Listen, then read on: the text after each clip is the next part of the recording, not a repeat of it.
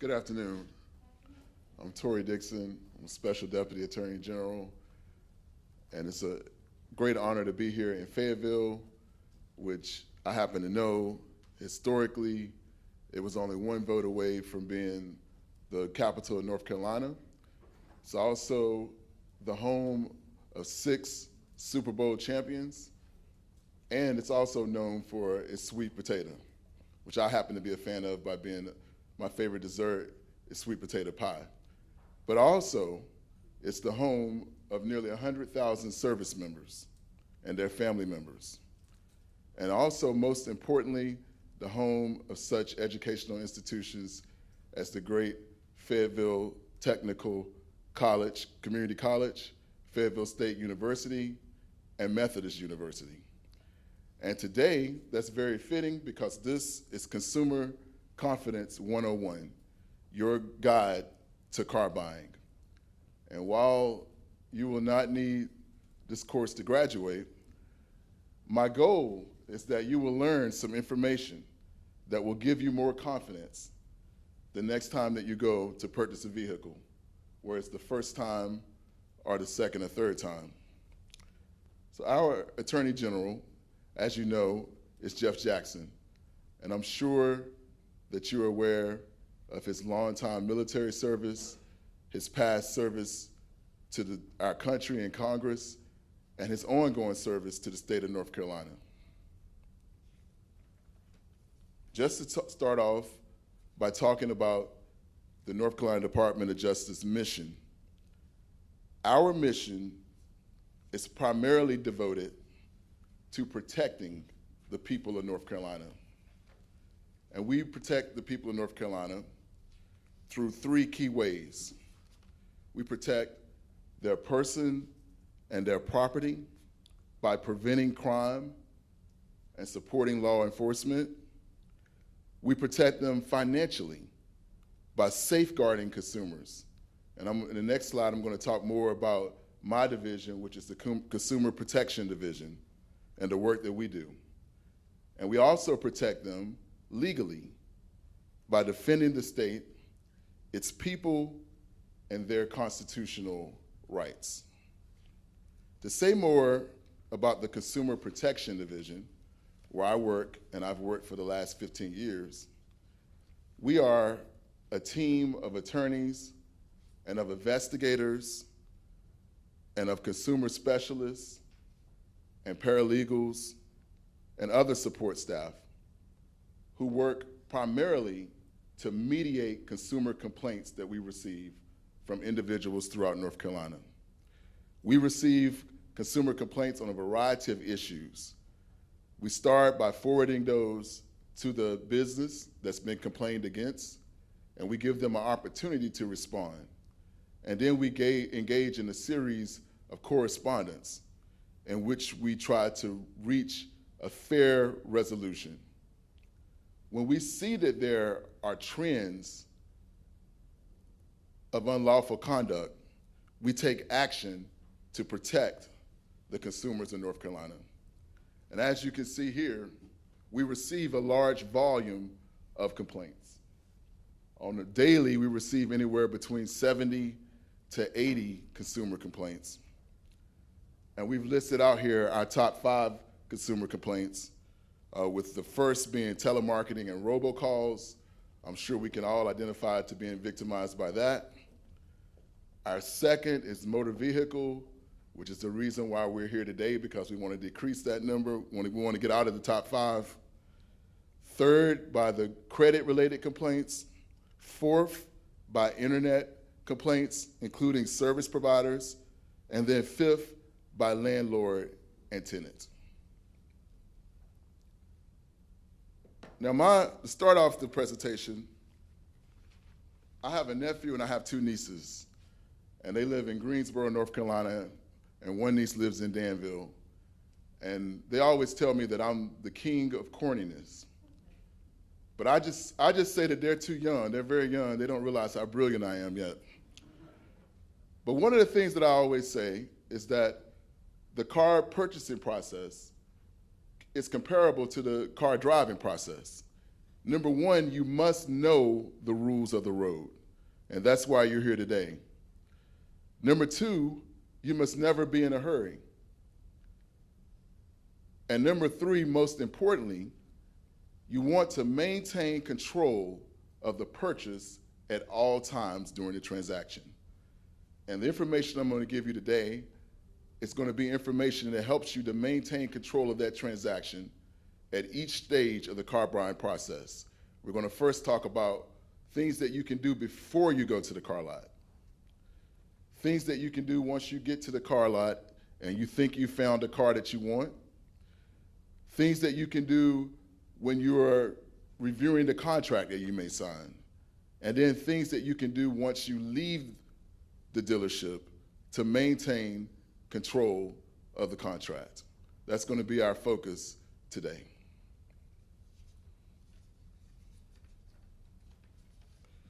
So let's start with the things that you can do before you go to the dealership. Do your homework. Some of the things that you can do are related to taking advantage of the tools that we have on the internet today. Start with your budget. And that may seem very simple to you, but it's better to start with your budget than to end with your budget. I mean, we all have a dream car. My dream car, I'm sure about my dream car, but it doesn't fit within my budget. So it's better to start with your budget and then find a car that fits within that budget rather than to work backwards. You want to do that before you go to the dealership. You can also research the ideal vehicle, and even more than that, you can research the vehicle that fits your lifestyle, but given the resources that we have online today, you can even find the vehicle, the ideal value of the vehicle that fits your lifestyle before you even visit the lot. To say more, you may even find the actual vehicle that you're going to purchase online, because you can travel much further online than you can by going dealership to dealership. So research the ideal vehicle, and you can even research the dealer. You can look online. We're going to talk about resources that will help you to evaluate what's a fair dealer. You know, most of the dealers out there are fair dealers, but just to make sure that you don't get a bad actor, there are many resources you can resort to research the dealership, and we're going to talk about those. One step further that many people don't take is to go ahead and to look at your financing options before you even go to the dealership.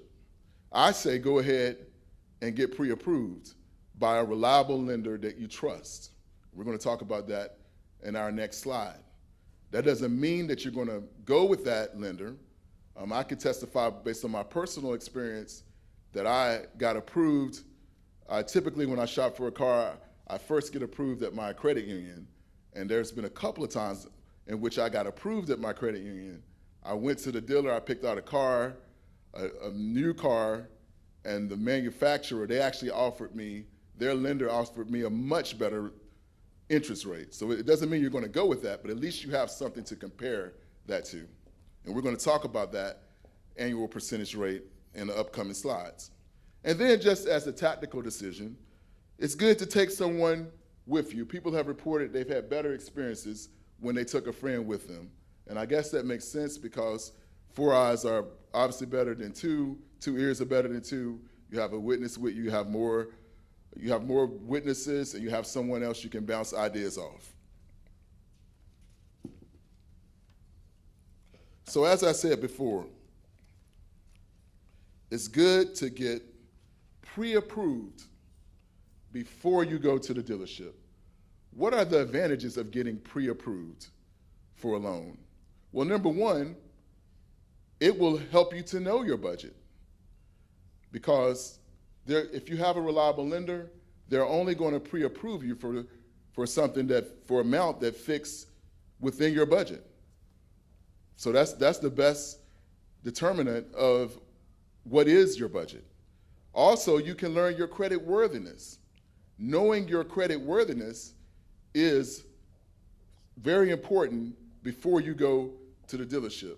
We filed a case against a dealership in Charlotte that was targeting buyers who had the weakest credit histories.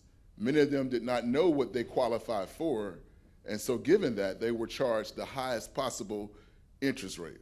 So knowing your credit worthiness is a valuable tool.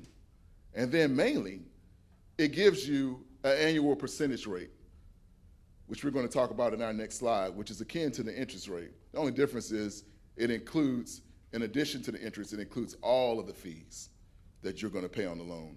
And so you'll have some concrete number to compare when you go to look at the financing options that the dealer may offer. Also, when you're looking to, even when you get pre-approved or if you get financed at the dealership, you want to make sure that you review that contract and pay close attention to the details. Most people don't have time to read the contract the way that it should be read. So that's why I say always take your time, never be in a hurry, and read each detail of the contract. Make sure that you get everything in writing, which may seem simple, but it comes up all the time that people say, well, this is what was told to me, but it's not in the contract.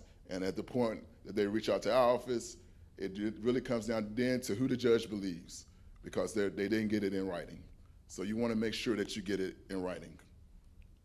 To talk about the annual percentage rate,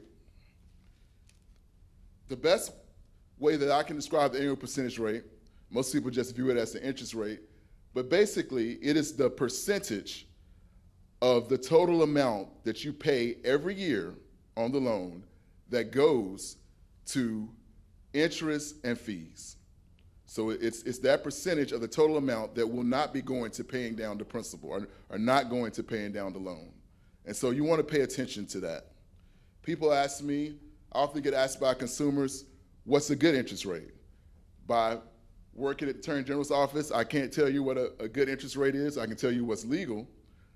But I'll always talk in terms of sixes, which is that 6% is the average annual percentage rate for used car dealers, for new cars, I'm sorry, and 12% is the average for used car dealers.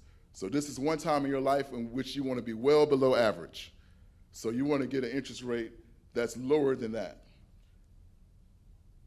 We've set out some examples here to show you how important and impactful that the interest rate can be.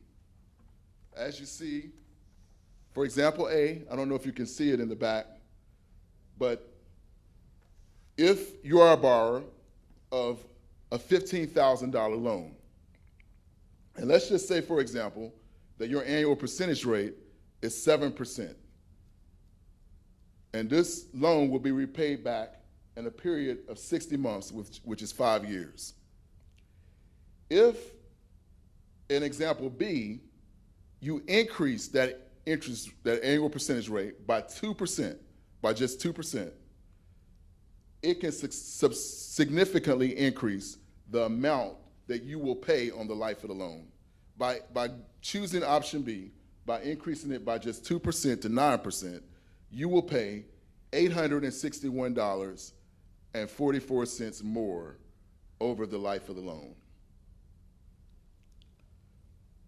So while you are paying attention to the annual percentage rate, it's also important to pay attention to the other terms that are being offered, including the amount of months, the terms of the loan. Because in example C, even if you kept the annual percentage rate the same, if you shorten the amount of terms of the loan to 36 months, which is cutting it down to just two years to just 3 years, it would save you $1,147.45. So you want to pay close attention to all of the terms that are being presented to you. Even though option C would save you more of the life of the loan, you have to think about affordability because your monthly payment is going to be higher. But all of these factors matter.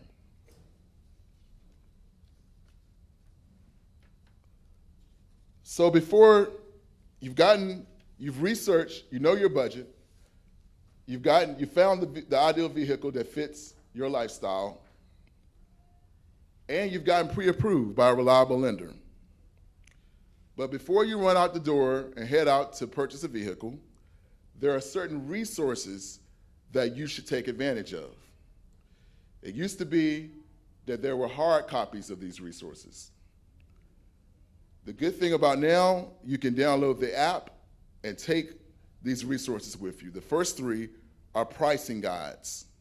They are the National Automobile Dealership Association Guide, the Kelley Blue Book Guide, and the Edmunds Guide.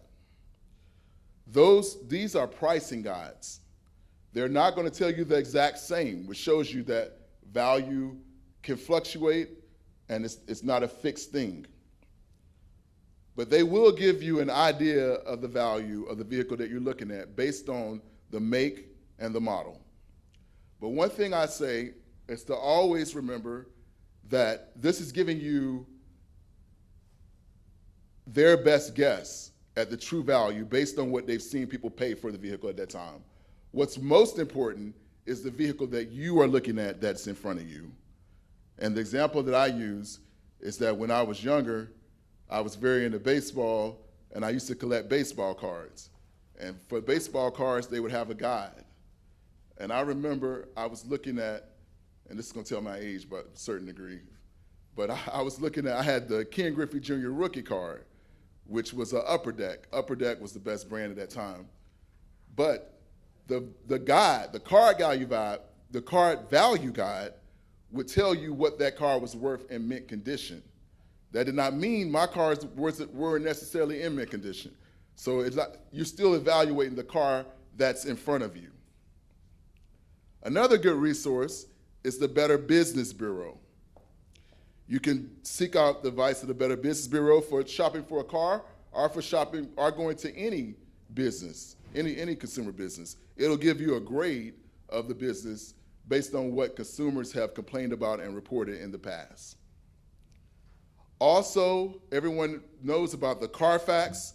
The Carfax report is going to give you a history of the vehicle's ownership. It's always advised to ask the dealership to give you a copy of the Carfax. You should always ask for that. It's not forbidden for you to also download your own resource. Of course, you'd have to pay for the history yourself, but you would have that, at least you would have that tool on your own, and you would know that you're getting the original report.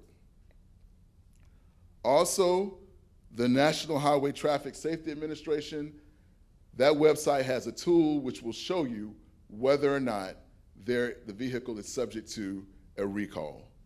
The dealer may or may not tell you whether or not the vehicle is subject to a recall. So that's something that you want to make sure that you look up and that you ask. All right. So moving on to our next part of the presentation. How do you maintain control of the purchase transaction when you actually go to the dealership? The key thing, once again, is to make sure you ask the right questions, because the thing that you really may need to know that really may impact the value of the car may not be something that's actually given or volunteered by the seller. So making sure you ask the right questions, like, is this car still under warranty? What are the warranties on this car? Is this car subject to a recall? Is there a defect? Has the car ever been in a natural disaster? These type of things can seriously affect the value of the vehicle. Can I see the Carfax report again? Those are important questions to ask. Here's an example of a Carfax report. As you can see, it's going to tell you about the title history, whether the car has been a junk car, whether it's been rebuilt. It also has the service history of how the vehicle has been serviced. It has a list of the previous owners. And so that's why this is so important, because these things affect the value of the vehicle, and they can give you a red flag that something may or may not be going on with the vehicle. So that's why it's important to ask for the Carfax. Also, when you're examining the vehicle, do not underrate the value of your own observation. You want to make sure that you, examine the vehicle and see what jumps out to you. Examining not just one part of the vehicle. If you picked out the vehicle that you want, that's your favorite color, you don't want to stop right there.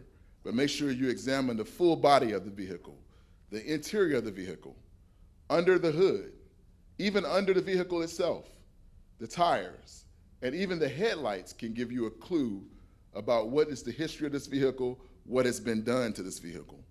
Of course, you should always take the time. You should never purchase a vehicle that you don't test drive. And we say test drive the vehicle with the radio off. And the reason why we say that is because you want to listen to the vehicle. You want to see how it drives on all different terrains. Driving on the highway is not the same as driving in the city. My uncle used to always tell me, make sure you drive the vehicle hard when you're test driving. I don't know if you want to do that or not. I'm not advising you to do that. But also, I would say, test drive the vehicle with the radio on. Make sure that all of the functions on the vehicle are working. I can say myself, I've purchased vehicles before that I assumed the navigation was working and it was not. So you want to make sure that everything that you're assuming on the vehicle works. Ask the dealer to give you, just sort of give you a tutorial on what's in the actual the guide, the manual, the car manual, about what features on that vehicle, because you want to know what it has so you can compare it to the other vehicles. But even though you trust your own judgment, of course, you want to get a pre-purchase inspection. And you want to take your time. It's worth the money.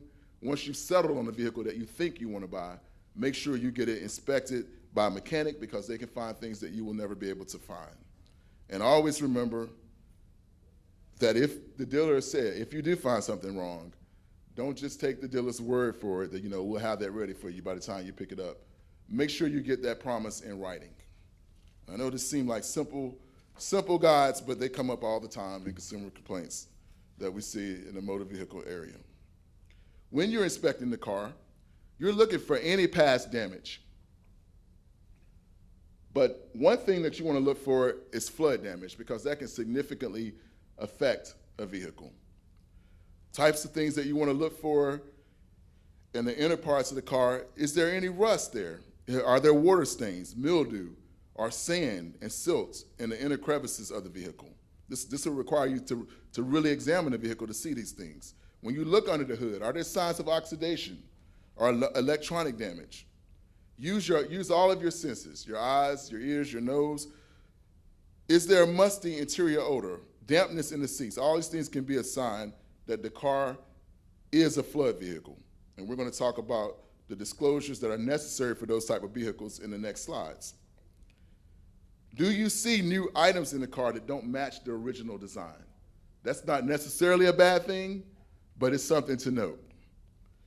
Even, like I said before, even the headlights and the taillights can tell a story.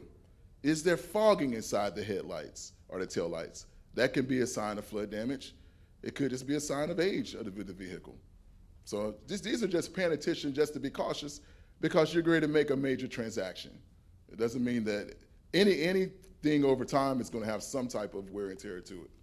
That's to be expected. But remember, before you sign the contract, you have a right to walk away.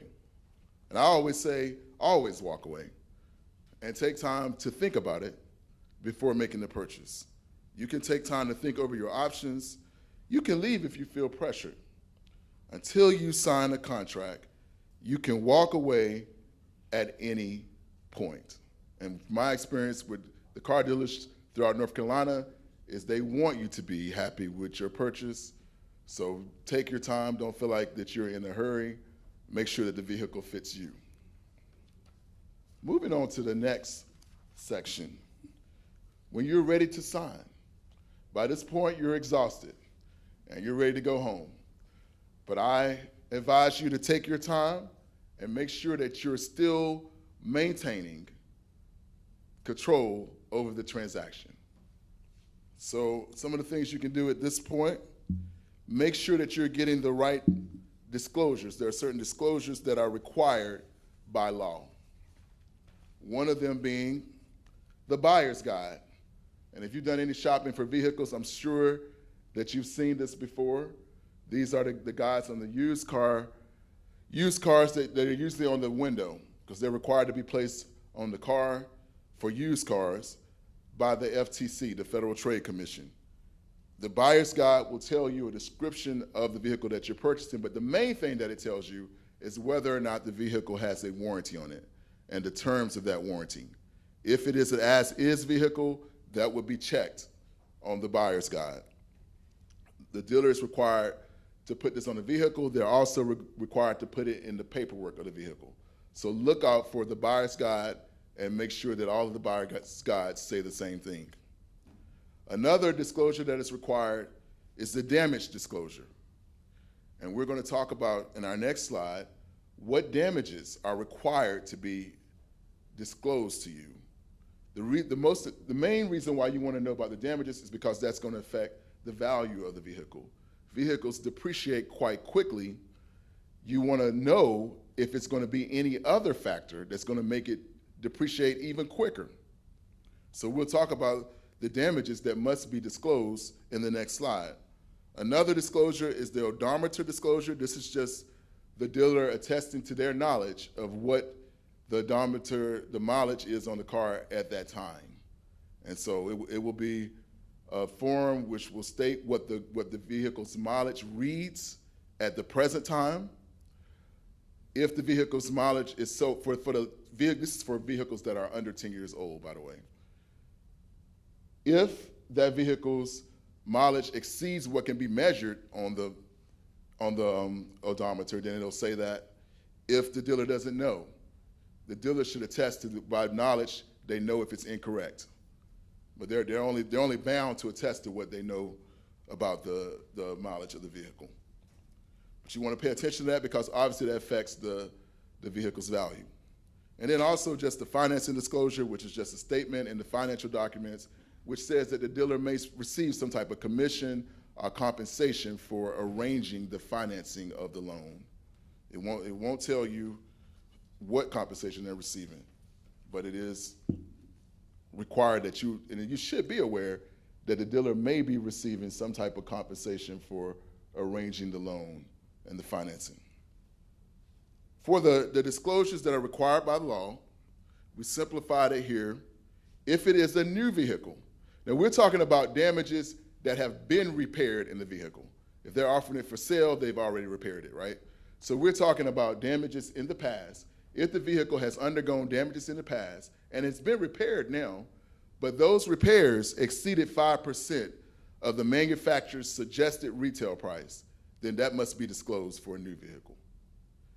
If it's a used vehicle, less than 5 years old, and the damages, they've been repaired in the vehicle, but the damages exceeded more than 25% of the vehicle's fair market value, that must be disclosed. And then for a salvage vehicle, that information must be disclosed in writing. What is a salvage vehicle? That's a vehicle where the damages exceeded 75% to repair the vehicle. The vehicle was almost rebuilt. That doesn't mean that these are bad vehicles, right? It doesn't mean they're bad vehicles. It just means you need to know that those things are going to significantly impact the investment that you're making, the car that you're buying. And if it's a flood damaged vehicle, of course you must know that. You must know that, and it must be disclosed before the vehicle is sold. That's a vehicle that's been submerged in water to the degree that the main parts of the vehicle have been damaged to some degree. Now you're ready to sign, and you're still not in a hurry. You're maintaining control of the transaction. You want to make sure that you get everything in writing and print it on paper. And I, again telling my age, I can remember when we purchased cars and it was always paper. Now we purchase cars and it's not necessarily paper. Last time I purchased a car, it was a desk that had a monitor in the middle of the desk, and I just touched it. And then they handed me a disc at the end.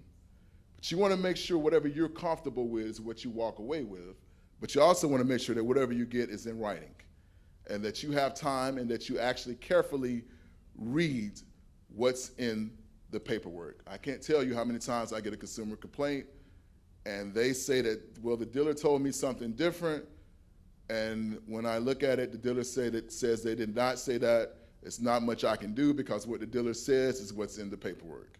And it probably doesn't mean it may or may not have been in the paperwork, but the fact is they didn't read the contract because, you know, most people we're busy and they don't really have time. So make sure you take the time to read the contract and that you take with you a copy of what's written in the contract. Read through the disclosure statements for the history of damages. Pay close attention, go line by line, to the add-ons. The add-ons are where many dealers can make more of a profit. And the thing about add-ons, some of the add-ons can be very beneficial to you, but some of them may or may not be needed.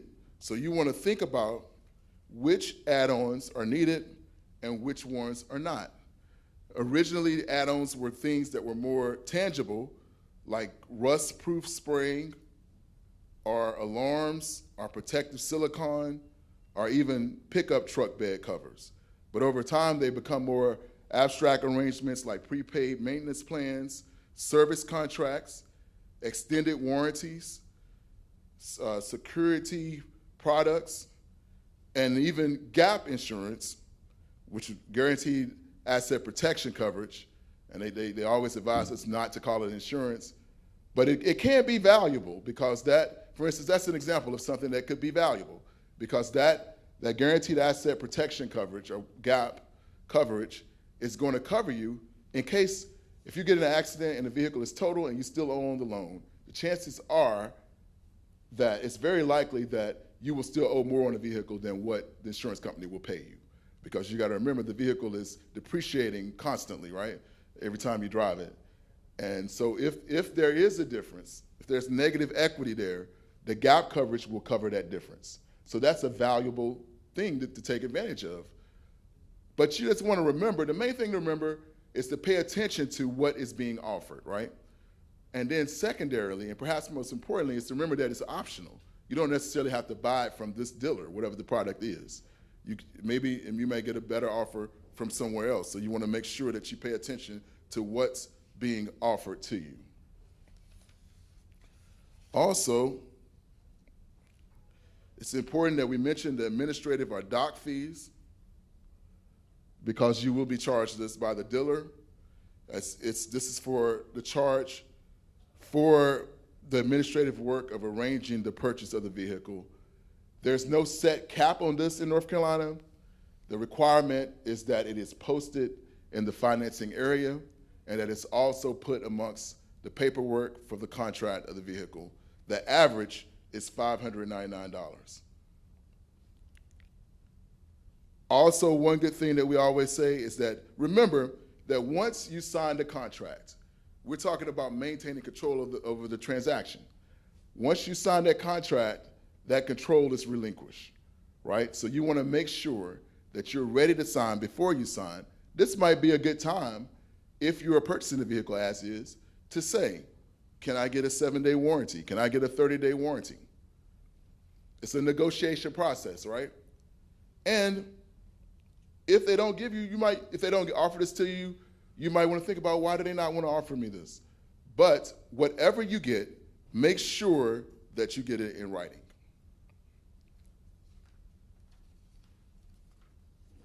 Now, you're driving the vehicle home. You're happy because you can see the light at the end of the tunnel.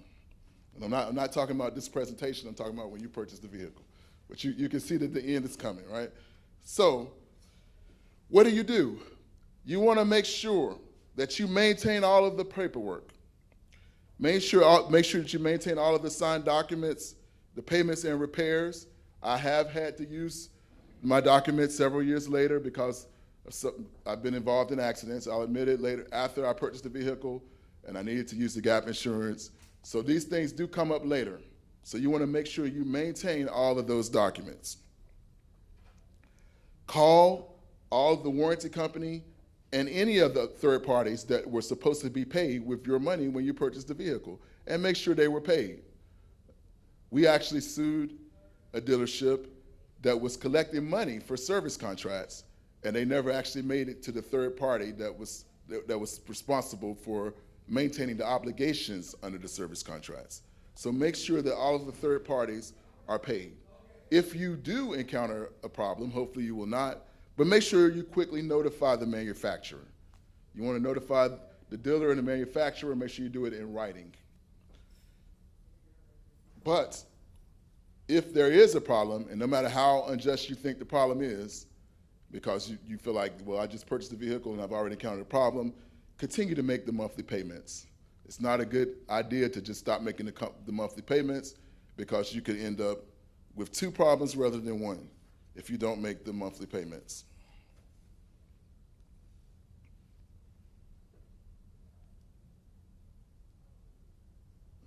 And our next slide, as they say, if life gives you lemons, make lemonade. If you purchase a lemon, the good thing is you can resort to the lemon law, which is best understood as the new Motor Vehicles Warranty Act. Because basically what the lemon law does is it enforces the manufacturer's warranty. And that is why that in order for the lemon law to come into play, we're talking about defects that occurred on new vehicles. Let's make that clear, on new vehicles. And that occurred within the first 24,000 miles or the first 24 months.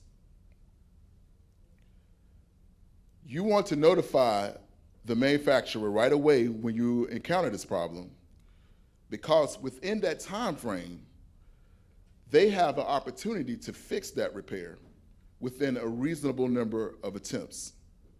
And our statute defines reasonability as 4 times for the same problem, or the vehicle is out of service for 20 business days because you don't have possession of it because they're working on the vehicle. So you must give them a reasonable number of attempts to fix the problem. And then ultimately, there are certain details here and there, but ultimately, if they don't fix the vehicle, then there is a remedy under the lemon law. But as I said before, the lemon law enforces the new car warranty, right? So if that warranty requires there be a mediation process, which it will, then you have to go through the mediation process that's required in the warranty. And after that time, the lemon law requires that the manufacturer gives a replacement vehicle or a refund at the option of the consumer. And that refund, of course, we have a formula on our website. It will be, the mileage on the vehicle will be deducted from that refund. And the way it's set up is that they consider the life of the vehicle to be about 120,000 miles. And so whatever that fraction is out of 120,000 is the fraction that would be deducted from the refund for the total purchase price to give you the refund. So feel free to reach out to our office if that is the case. And I just want to make sure that we mention the Magnuson-Moss Warranty Act. It's not an act that we work with very much, because typically if you're resorting to this, you're going to have private counsel to do it, but it's enforced by the Federal Trade Commission. It's been called the federal lemon law because this applies to vehicles that are outside of the lemon laws. And it applies to vehicles. It can go up to 4 years if there's a defect for 4 years. And also under this act, you can also get some type of remedy, which may include repairs, replacements, refund, or legal action. So I just want people to know that that is there to take advantage of. And now, it's our fun part. We're going to talk about some 4 different consumer experiences, starting with Carrie. Everybody meet Carrie, a scam car buyer. Carrie financed a 2018 used car from a dealership. 5 days after signing all the paperwork, the dealer called Carrie back to the dealership and told her the financing had fallen through. The dealer tells Carrie she must pay more in cash or take a loan at a higher interest rate. Carrie is getting scammed. We all have the right to have the deal unwound and get all our money back if the financing falls through. So yeah, it is legal. It goes back to the days when the bank closed. The bank would be closed at 5. You go to the lot after 5 and you purchase a vehicle. You can still drive it home. We don't want that dealer to lose that sale just because the bank is closed. And then we'll work out financing later. Well, actually, the idea is you've worked the financing out. It just hasn't been finalized, right? But it's still legal now. And there are certain requirements. There's certain requirements for the dealer to make. Like, for instance, they have to keep their tags on the car. They can't give you a temporary tag. And they can't make misrepresentations about the deal being financed. But we've seen throughout the country where it's been taken advantage of, and it's been called the yo-yo scam or the conditional delivery scam, in which they would let the buyer leave with the vehicle, get attached to it, brag about it to their friends, fall in love with it, and then they call them later and say, well, actually, the financing did not go through. It doesn't mean you can't keep the vehicle, but you're going to have to agree to a higher interest rate based on your income or based on whatever. And then most buyers are going to agree to it because they've already gone attached to the car. So this is something to watch out for. The main thing is to just make sure that you make the dealer affirmatively state whether or not the financing is being approved and stay on top of that, right? That's the main thing. All right, so another example, meet Carrie's friend, Vin, and he also got in a little bit of trouble here. Vin found a used car with low mileage that has been really well taken care of. He decides to just make it simple and get the financing through the dealership. Vin is so excited about buying this car. Look, he looks excited. He doesn't pay attention to the details. He's too eager to show his friends his new ride. In the loan financing contract, they tack on theft deterrent systems, vehicle service contract, extended warranty, and credit life insurance for him. These were totally unnecessary and are going to cost Vin a lot of money over the life of his loan. So what could Vin have done better? How did Vin end up in this predicament? Thank you, that's it. That's $1 million answer. He didn't read. He should have read the add-ons.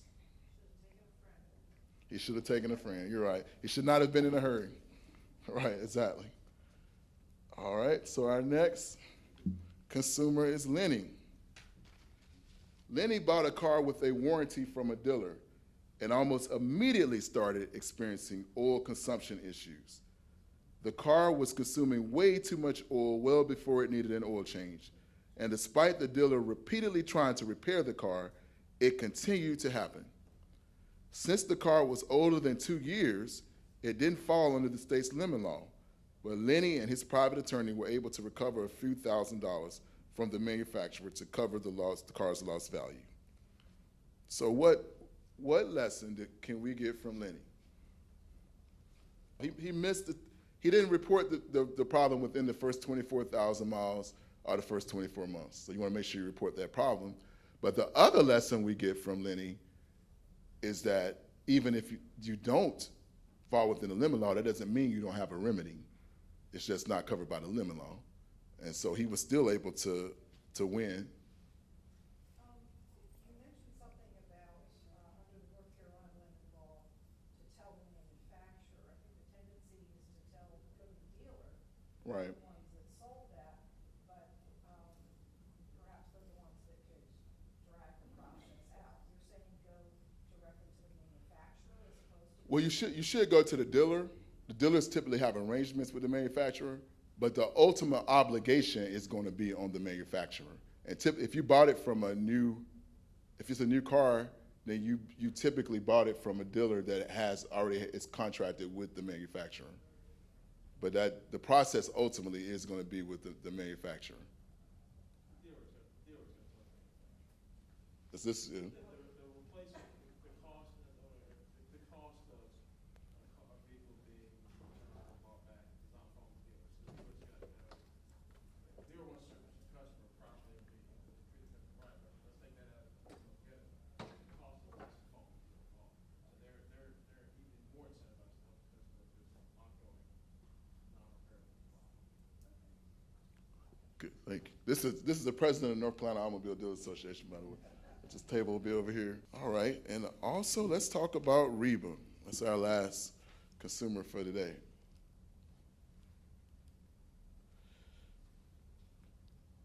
Reba fell behind on her car payments and received notices from her creditor that she was in jeopardy of having her car repossessed.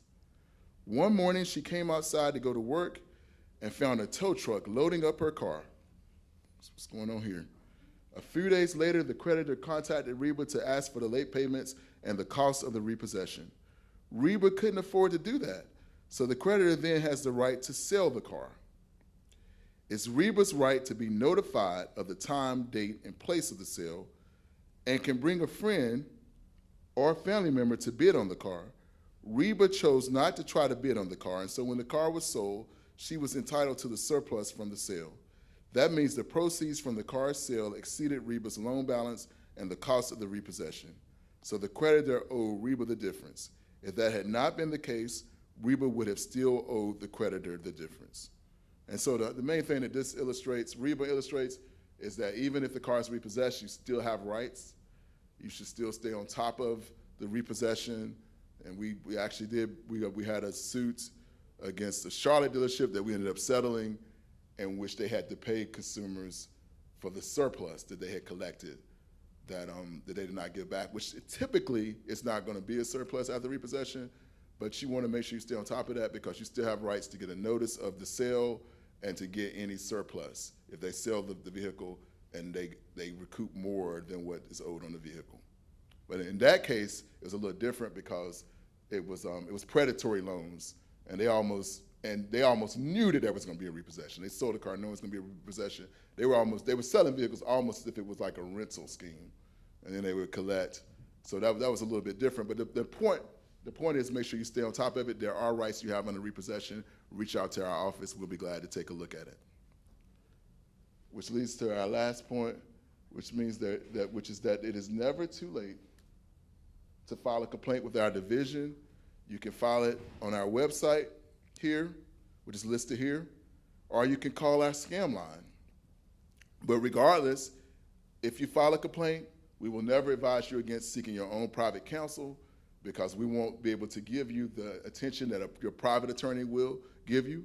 We will make sure that you're treated fairly, and we will review your process in detail. And if it's an issue that goes to another agency, we'll make sure we get you to that agency. For example, if it's suspected fraud or theft, we will direct you to file a complaint with the NC State Highway Patrol Investigative Unit, which used to be under the Division of Motor Vehicles, but we will get you to the right agency to investigate that. And I encourage you to reach out with any questions that you have. And thank you for being here today in attendance. I hope that you take advantage of the resources that we have lined up for you. We're very fortunate to have the resources here today that we do have. Thank you. Do you have a question? I just had two quick questions. One of them about the Lemon Law. If you opt for the replacement vehicle, is that a new vehicle, or can it be similarly used to, like if you've driven it for 20,000 miles, can they give you the same vehicle that has also been driven for 20,000 miles? No, they should give you a new vehicle that's similar to your vehicle. And if the lender, or if you're doing a buy here, pay here dealer, puts a GPS on your vehicle, do they have to disclose that fact? Yeah, they should disclose that you're being tracked. If you find that you didn't get that disclosure and they had a GPS, is that something that they can call your group about to complain about? Yeah. The same dealer that we sued for the repossessions, that was another part of our complaint, was that they had tracks on vehicles and they didn't tell. Thank you. Thank you all. All right, thank y'all so much for being here.